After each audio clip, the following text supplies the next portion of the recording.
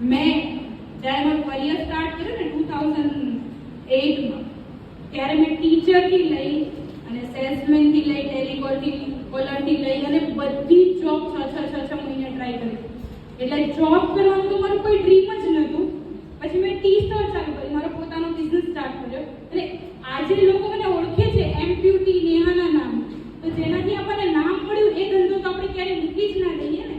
તો main goal મારો એ જ છે કે હું ટી સ્ટોલ મારી કન્ટિન્યુ રાખું, પણ મારું બી ટ્રિપલ બેનની જેવું ડ્રીમ છે કે હું એક લેવલ પર પહોંચી જાઉં.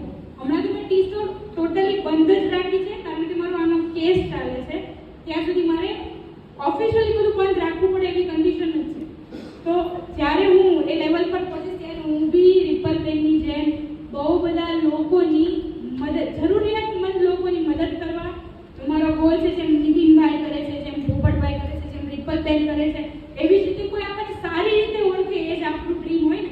અત્યારે જે ઓળખે છે એના કરતાં બી લોકો સારી રીતે ઓળખે અને